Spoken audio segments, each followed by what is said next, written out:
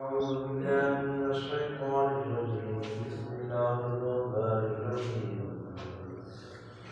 إن الله لا يستحيي أن يضرب مثلا ما بعوضة فما فوقها فأما الذين آمنوا فيعلمون أنه الحق من ربهم وأما الذين كفروا فيقولون ماذا أراد الله بهذا مثلا يضل به كثيرا ويهدي به كثيرا وما يضل به إلا الفاسقين.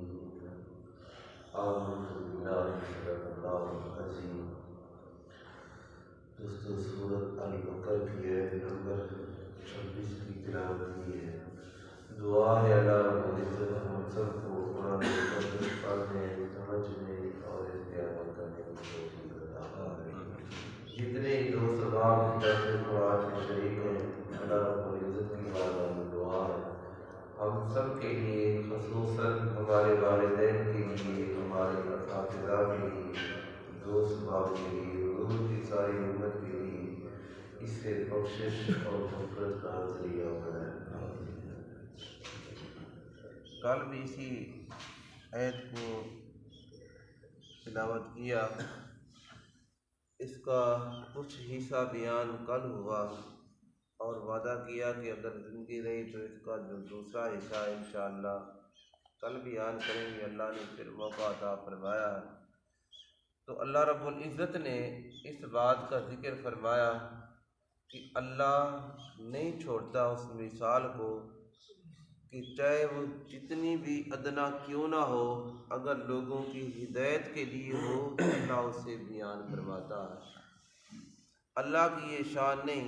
کل پھر وہ 3-4 حدیثیں بیان ہوئیں کہ جب بندہ مومن اللہ رب العزت کی بارگاہ میں اپنے ہاتھ اٹھاتا ہے تو دعا کرتا ہے، اللہ کی بارگاہ سے مانگتا ہے تو اللہ کو حیا آتی ہے کہ ہاتھ خالی واپس بھیج دو۔ تو یہاں علماء مفسرین ایک بڑی باریکی بیان کرتے ہیں، وہ خالق ہو کے، مالک ہو کے، بندہ گناہ گار ہے، غلام ہے، اگر وہ ہاتھ اٹھائے اللہ خالی نہ بھیجے تو پھر انسان ہو کے، اس کی مخلوق ہو کے اللہ کہے یہ کام کرنا ہے، انسان کہے میں نہیں کرنا، اللہ کہے اس کام کو چھوڑنا ہے، انسان کہے کہ میں نے یہ کام نہیں چھوڑنا، تو وہ انسان پھر اللہ کی رحمت سے کتنا دور ہو گیا۔ تو یہاں اللہ رب العزت نے اس بات کا ذکر فرمایا کہ ایسی مثالیں جس وقت میں کسی مچھر کی مثال دوں، مکڑی کی مثال دوں، تو جو ایماندار ہیں وہ کہتے ہیں یہ ہمارے رب کی طرف سے حق ہے، اور جو اللہ بیان کر رہا ہے، قرآن کی صورت کے اندر بیان کر رہا ہے، لفظوں کے اندر بیان فرما رہا ہے، یہ اللہ کا کلام ہے، اسے کلام الہی کہتے ہیں۔ قرآن کو کلام الہی کہتے ہیں۔ کلام الہی کیا ہے؟ جس طرح کہ ہم ایک دوسرے کے ساتھ گفتگو کرتے ہیں، ہم کہتے ہیں کہ یہ بندوں کا کلام ہے، تو اسی طرح یہ اللہ کا کلام ہے۔ تو ہم خوش قسمت ہیں اس اللہ کے کلام کو سامنے رکھ کے اس کی تلاوت کرتے ہیں، اور پھر اس کلام کو لانے والے کون ہیں؟ جو اللہ کے تمام فرشتوں سے افضل ہے، حضرت جبریل امین، وہ اس کو لے کر آ رہے ہیں، اور جس ہستی مصطفیٰ کے اوپر نازل ہو رہا ہے وہ اللہ کا محبوب ہے، تمام انبیاء کا امام اور پیشوا ہے۔ تو ہم اس نبی کے لائے ہوئے کلام کی تلاوت کرتے، تو ہم کیسے مانیں اس کے اندر کوئی کمی ہو سکتی ہے؟ اس کے اندر کوئی کمی پیشی یا نقص ہو سکتا ہے؟ نہیں، ہمارا ایمان ہے جس طرح اللہ کا قرآن کہہ رہا ہے فَأَمَّا الَّذِينَ آمَنُوا فَيَعْلَمُونَ، بے شک جو ایمان لائے وہ جانتے ہیں أَنَّهُ الْحَقُّ مِن رَبِّهِمْ، یہ ہمارے رب کی طرف سے حق ہے۔ آگے جو کفار ہیں، اس آیت کے اندر اللہ نے فرمایا بہت سارے لوگ ان مثالوں سے گمراہ ہو گئے، بہت سارے لوگ ان مثالوں سے ہدایت پا گئے۔ تو فرمایا جو وَأَمَّا الَّذِينَ كَفَرُوا، جو وہ لوگ جنہوں نے کفر کیا، جنہوں نے انکار کیا. ایک ہے کسی کو مسئلہ سمجھا دینا، وہ اس کے اوپر عمل کر لے، اپنی ضد کو چھوڑ دے. کچھ وہ ہوتے ہیں کہ اپنی ضد پہ اڑے ہوئے ہوتے ہیں، ان کے اندر اناد ہوتا ہے، ان کے دلوں کے اندر دشمنی ہوتی ہے، ہم نے اس بات کو نہیں ماننا. تو حضور علیہ الصلوۃ والسلام کی بارگاہ میں ابو جہل کتنی مرتبہ آیا، اللہ کے نبی نے اسے معجزے دکھائے، لیکن اس نے ہر مرتبہ ضد اور ہٹ دھرمی اور اسی طرح اناج اور اندر جو بغض ہے اس سے نہیں نکلا. تو اسی طرح فرمایا کہ اے لوگو، اگر تم اناج اور بغض اپنے دل کے اندر رکھو گے اور تم اپنی ہٹ دھرمی اور ضد کو نہیں چھوڑو گے تو تم بھی اس مقام پہ پہنچ جاؤ گے. وَأَمَّا الَّذِينَ كَفَرُوا فَيَقُولُونَ مَاذَا أَرَادَ اللَّهُ، یہ اللہ کا کیا ارادہ ہے بِهَذَا مَثَلًا، ایسی مثال بیان کرنے سے. تو یہ مسلمان ایماندار تو نہیں کہہ سکتا. اسی طرح کفار اور مشرکین اور یہود و نصارہ منافقین، آگے اللہ پاک نے فرمایا یُضِلُّ بِهِ كَثِيرًا وَيَهْدِي بِهِ كَثِيرًا، فرمایا جن کے دلوں کے اندر اناد تھا، دشمنی تھی، بغض تھا اور ہٹ دھرمی تھی، فرمایا وہ گمراہ ہو گئے ان مثالوں کو دیکھ کے. وَيَهْدِي بِهِ كَثِيرًا، اور بہت سارے لوگ ان مثالوں کو دیکھ کے، سن کے، سمجھ کے یہ ہمارے رب کا کلام ہے، اللہ مثالیں دے رہا ہے. تو اسی طرح یہ اللہ رب العزت ہر مخلوق کا خالق ہے، وہ پروردگار ہے. چاہے کوئی ادنا چیز ہے، کیڑی ہے، اس کا مالک بھی وہی ہے، کوئی اعلیٰ چیز ہے اس کا مالک بھی وہی ہے. تو اللہ پاک نے فرمایا وَيَهْدِي بِهِ كَثِيرًا، فرمایا بہت سارے لوگ ان مثالوں کو پڑھ کے، سن کے، دیکھ کے وہ ہدایت کے راستے پہ آ گئے. یہ اللہ کا بھیجا ہوا کلام ہے اور وہ اللہ سمجھا رہا ہے.